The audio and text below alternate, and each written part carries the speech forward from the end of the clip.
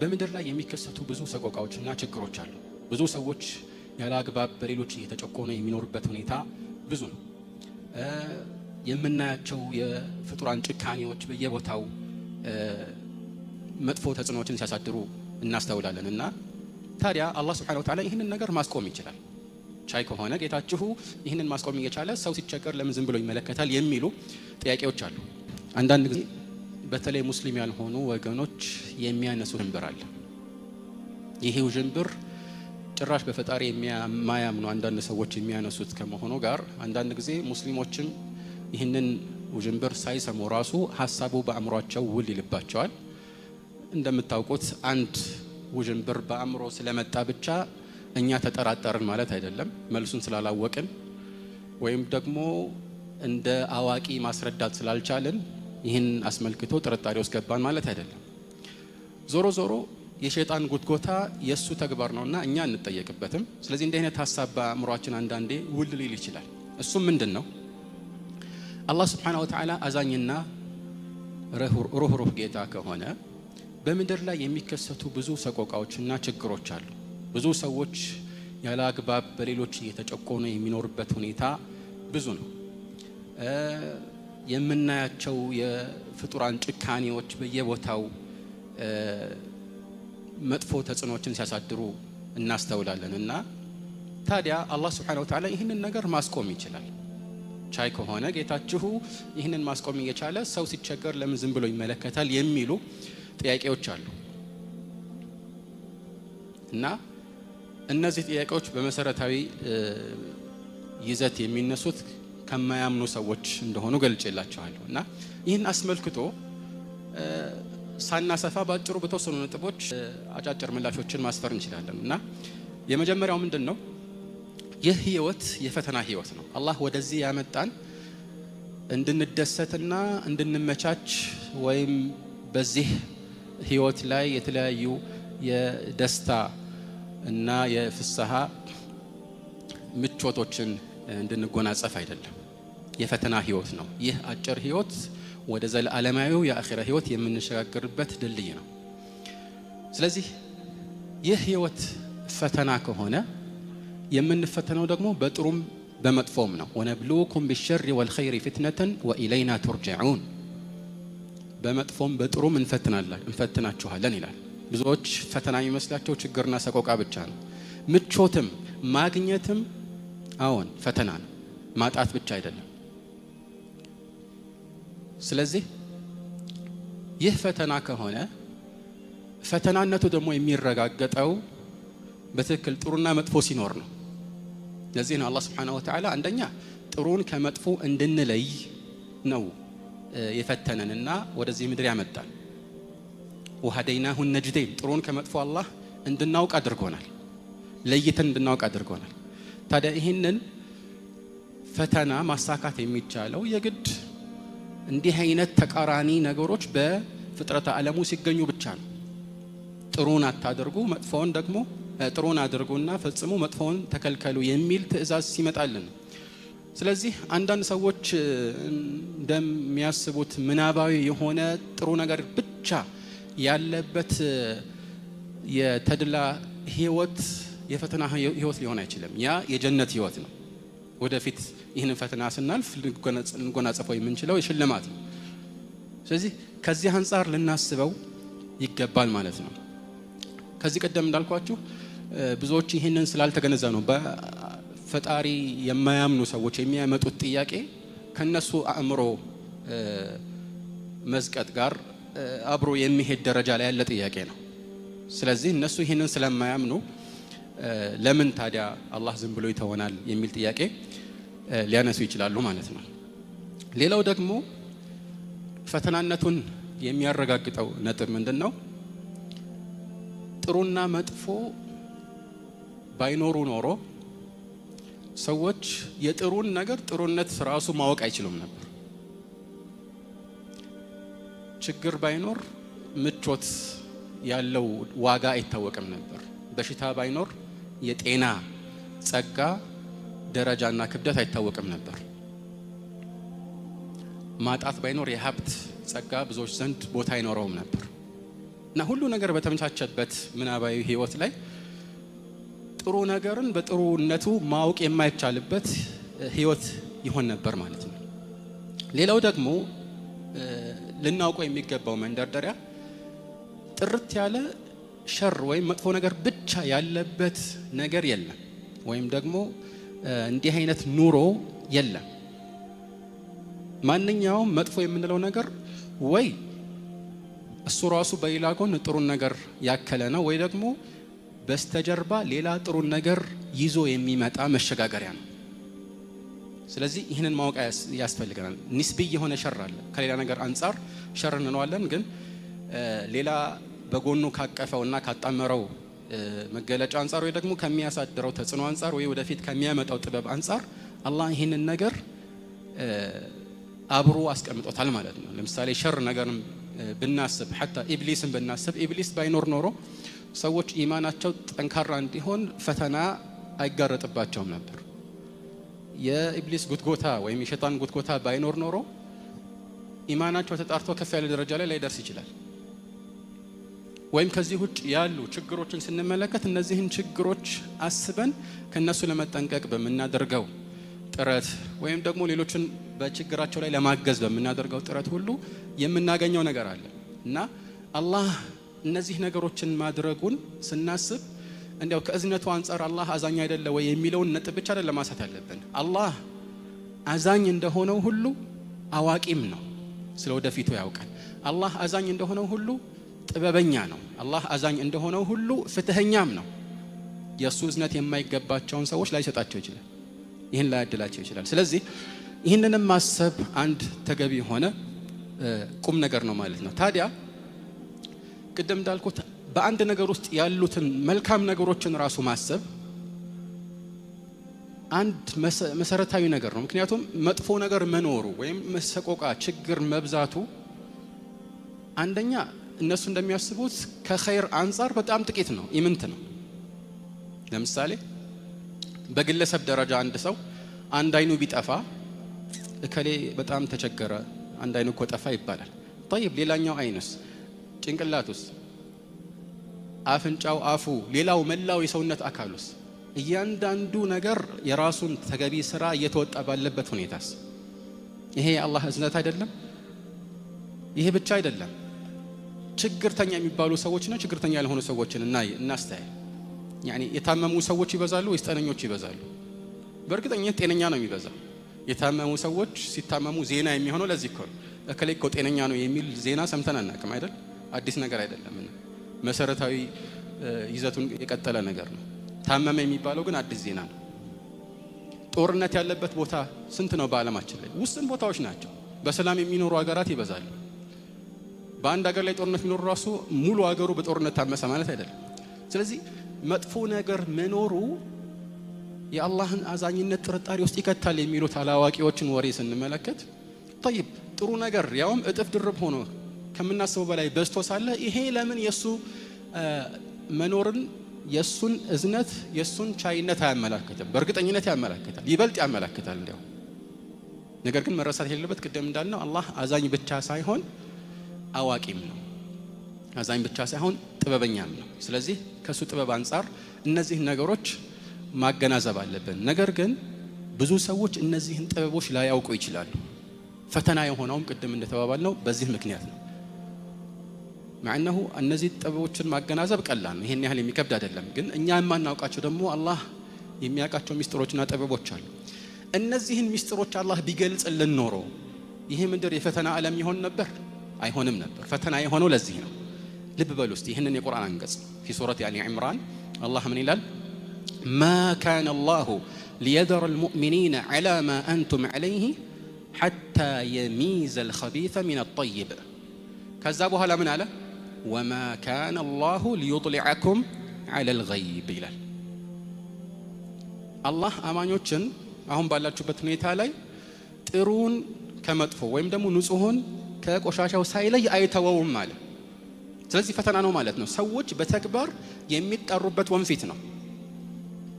ግን ውጤቱስ ምንድነው? ወይም ከበስተኋላው ጥበብ ምንድነው? ምን አለ ቀጥሎ? ወማ ካነ አላሁ ሊዩጥሊዐኩም ዐለል ገይብ። አላህ ግን የሩቅን ሚስጥር ሊያሳውቃችሁ አይደለም። የወደፊት ጥበቡ እንዲህ ነው እያለ ሊገልጽላችሁ አይደለም፣ አይገልጽላችሁም ማለት ነው። ፈተና ነው። ስለዚህ ይህንን ነገር አጣምሮ መመልከት ተገቢ ነው ማለት ነው።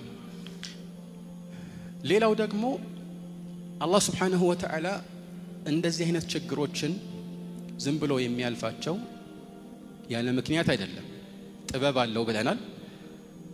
ይህ ማለት እንዲያው ዝርዝር ጥበብ ውስጥ ሳንገባ ራሱ የሱን ቻይ መሆን ጥርጣሬ ውስጥ የሚከት አይደለም። አዛኝነቱንም ጥርጣሬ ውስጥ የሚከት አይደለም። አዋቂነቱንም እንደዚሁ። አንድ ምድራዊ ምሳሌ እንጥቀስ። አንድ በጣም የተራቀቀ ትልቅ ህንጻን ብንመለከት ህንጻው ከዲዛይኑ አንፃር ብሎም ደግሞ ከገነባቡ ከአጨራረሱና ከሁሉ ነገሩ አንፃር በጣም የተሟላ የሆነ ዘመናዊ ህንጻ ነው። ሰዎች ሁሉ የሚያደንቁት ዘመናዊ ህንጻ ነው እንበል። ይህንን ህንጻ የሚጎበኝ አንድ ሰው ትልቁን ህንጻና በውስጡ ያሉትን በጣም በርካታ ክፍሎች ካየ በኋላ አንድ ክፍል አጋጠመው። ምንድነው ይሄ ክፍል? በጣም የቆሸሸ ቀለምም ያልተቀባ ጉድለት ያለበት ክፍል ነው። ልክ ይሄን ሲመለከት ይሄንን የገነባው ሰው ብዙ ዕውቀት የለውም ወይም ደግሞ ኢንጂነሩ በቂ ዕውቀት የለውም ማለት ይችላል? አይችልም። እንደዚህ ነው የሚሉት እነዚህ ሰዎች። አሁን ቀላሉ መልስ ምን ነበር? አይ እሱ ሆን ብሎ ነው ይሄን ያደረገው፣ ሆን ብሎ ነው መጨረሻ ላይ ይሄን ክፍል የተውት። ምናልባት ይሄንን ክፍል ሊቀይሩት አስበው ነው፣ ወይ ደግሞ ሰዎች እዚህ ክፍል ውስጥ የሆኑ ቆሻሻ ነገሮች እንዲያስቀምጡ አስበው ነው ብሎ የሆኑ ምክንያቶችንና ጥበቦችን ማሰብ አይከብድም። ግን ከዚህ የባሰ ደግሞ አእምሮ ምን ያህል የዘቀጠ እንደሆነ የሚያሳየው ተነስቶ አይ እንደዚህ ከሆነማ ይሄ ክፍል እንዲህ ቆሻሻ ከሆነማ ጭራሽ ይሄ ህንጻ ራሱ የገነባው ማንም ሳይኖር በድንገት የተገኘ ነው ቢልስ? ይሄ ህንጻ በድንገት እንዳጋጣሚ የተገኘ ነው። ምንድነው ምክንያቱ? ይሄው ይሄን ክፍል አትመለከቱም ወይ ቢል አእምሮ ጤነኝነቱ ያጠራጥራል አይደል? እንደዛ ነው ብዙ ሰዎች የሚያደርጉት። ምክንያት ይኖረዋል እኮ አይደል? ልክ አሁን አንዳንድ ሞባይል ወይም ደግሞ ስልኮችን ስንመለከት ታላላቅ ካምፓኒዎች ሳምሰንግ፣ አፕል ታላላቅ መገለጫዎች ያሏቸውን የመጨረሻ የቴክኖሎጂ ደረጃ ያማከሉ ስልኮችን ያመርታሉ። እንደዛ ከመሆኑ ጋር ግን በዝቅተኛ ባጀት ሊገዙ የሚችሉ አነስ ያሉ ስልኮችንም ያመርታሉ። አነስ ያለውን ስልክ ሲመለከት ይሄ ስልክ እንዲያውም ምንም አምራች የለውም። እንዲያውም ይሄ ብቻ አይደለም፣ ሁለቱም ያኛውንም ያመረተው የለም። ለምን እንደዚህ ጎዶሎ ስልክ ያመልካል ይላል። ያው እነሱ ለመሸጥ ነው። ያኛውን ሁሉንም ስልኮቻቸውን በዚህ ደረጃ መስራት ይችሉ ነበር አይደል? ስለዚህ በዚህ መልኩ አይደለም ነገሮች የሚገመቱት ማለት ነው። ሌላው ቁም ነገር ምንድነው? በዋነኝነት አሁን ካለንበት ርዕስ ጋር የሚያያዘው አላህ Subhanahu Wa Ta'ala ሰዎችን በተለያየ መልኩ መፈተኑ ለነሱ የእዝነት መገለጫ ሊሆን ይችላል። በላ ራሱ ረህማ ይሆናል። ግልጽ ነው። እንዴት ከተባለ ይህ ብዙ መገለጫዎች አሉ። አንደኛ ለምሳሌ አላህ ችግር የሚያጋጥማቸውን ሰዎች ወንጀላቸውን ይምርላቸዋል። ሙስሊም በተለይ ከሆነ ምንም ነገር ያጋጥመው ለሱ ይህ እድልና መልካም ምንዳ ነው አይደል?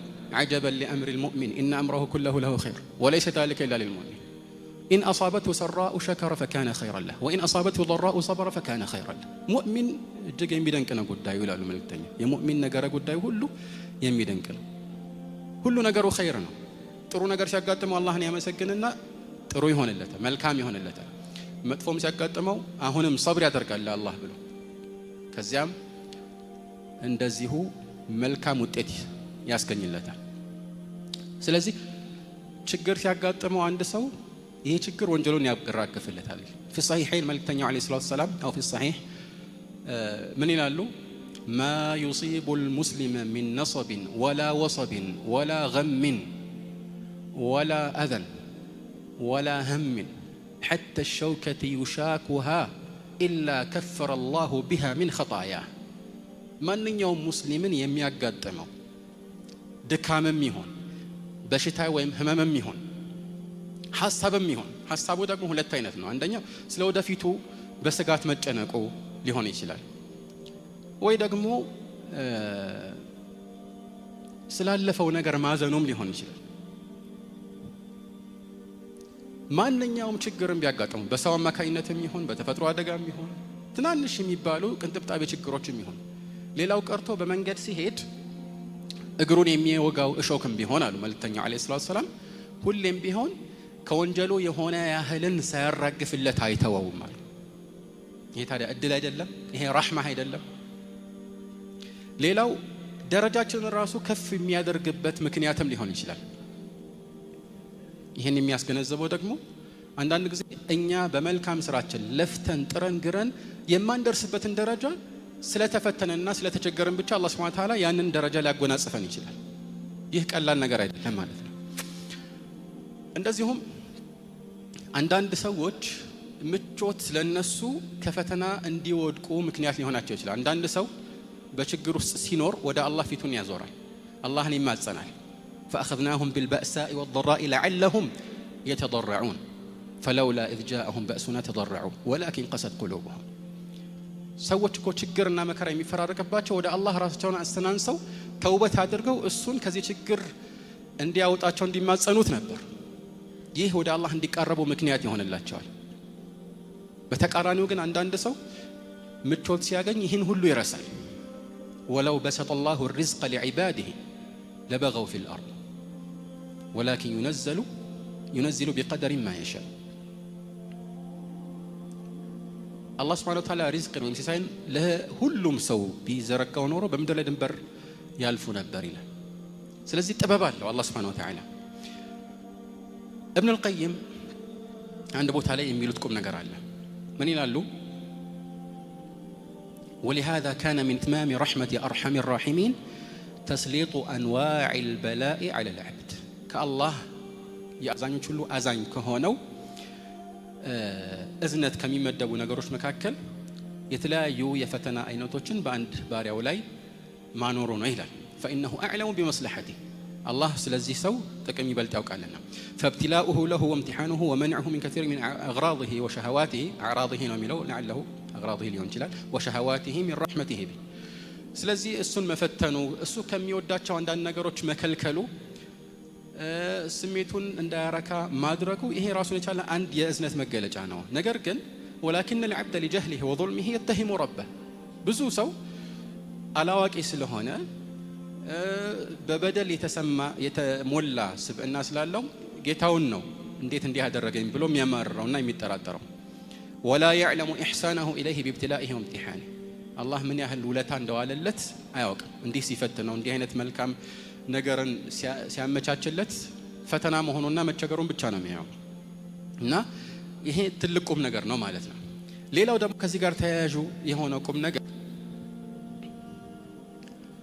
ይህ ዛሬ ብዙ ሰዎች የሚያጋጥማቸው ችግር በአኺራ ላይ ምን ያህል ተጽዕኖ አለው? ምክንያቱም ይህ በጣም አጭርና መጓጓዣ የሆነ ድልድይ ነው ብለናል። አኺራ ደግሞ ዘላለማዊና ዘውታሪ ነው። አንድ ሰው እንበል መልእክተኛው አለይሂ ሰላቱ ሰላም እንዲያውም ለዚህ ምላሽ ይስጡ። ይህን ነገር ሲያብራሩ ምን ይላሉ? ዩእታ ቢአንዓሚ አህሊ ዱንያ ሚን አህሊ ናሪ የውም አልቂያማ የቂያማ ቀን በዱንያ ላይ እጅግ በጣም ትልቅ ጸጋ የተሰጠ ሀብትም በለው ወይም ከሀብትም ውጭ የተለያዩ ጸጋዎች የተደረደሩለትና በምቾትና በተድላ ሲያሳልፍ የነበረ የዱንያ ሰው ነገር ግን የእሳት እንዲሆን በአኺራ ተፈርዶበት የቂያማ ቀን ይመጣል። ከዛ በኋላ ምን አሉ? فيسبغ في النار صبغة አንድ ጊዜ ብቻ በእሳት ውስጥ ይነከራል አሉ። አልቆየም፣ ልብ በሉ ብዙ አልኖርም፣ አንዴ ብቻ ይነከራል። ከዛስ አንዴ ተነክሮ ከወጣ በኋላ يا ابن آدم هل رأيت خيرا قط هل مر بك بؤس قط ይባላል أو نعيم قط خير ነገር አይተህ ታውቃለህ ወይ? ልብ በሉ አንዴም ቢሆን እንዲያው አይተህ ታውቃለህ ወይ ነው ጥያቄ። هل مر بك نعيم قط የሆነ ጸጋ ነገር ባንተ አልፎ ያውቃል ወይ ነው? ነክቶ ያውቃል ወይ? ምንድነው መልሱ? فيقول لا والله يا رب لا إله በፍጹም አንድም ጊዜ ኸይር ነገር አይቶኛ ያውቅም ይላል። ስለዚህ ያ ሁሉ የዱንያ ምቾት አንዲት ጊዜ ብቻ በእሳት ውስጥ በመነከሩ የሚተንና የሚረሳ ይሆናል ማለት ነው። ታዲያ ምን ጠቀም የዱንያ ምቾት? በተቃራኒው ደግሞ እንመልከት። ويؤتى بأشد الناس بؤسا في الدنيا من أهل الجنة በጣም ከሁሉ የበለጠ መከራና ሰቆቃ የተፈራረቀበት በእንዲህ አይነት የችግር ሁኔታ ጊዜውን ያሳለፈ እንዲያው ችግር ያጋጠመው አይደለም እኮ ሙሉ ህይወቱን ከሁሉ የበለጠ ችግር እያሳለፈ የኖረ የማቀቀ ሰው ወደ ጀነት ይመጣና የጀነት ስለሆነ የጀነት እንዲሆን አላህ ወስኖለት አንድ ጊዜ ብቻ فيصبغ في الجنة صبغة አንድ ጊዜ ብቻ ተነክሮ ይወጣል ጀነት ውስጥ ከዛ በኋላ يا ابن آدم هل رأيت بؤسا قط هل مر بك شدة قط የሆነ ችግር አይተህ ታውቃለህ ወይም ደግሞ እንዲያው ሽዳ የሚባል ጠና ያለ ሁኔታ ባንተ በኩል አልፎ ያውቃል ወይ ሲባል ምን ብሎ መልስ ይመልሳል لا والله يا رب ما مر بي بؤس قط ولا رأيت شدة قط አንድም ጊዜ ችግር አይቻላቅም አንድም ጊዜ የሆነ የጠና ሁኔታ አጋጥሞኝ ወይ በእኔ አጠገብ አልፎ ማያውቅም ይላል።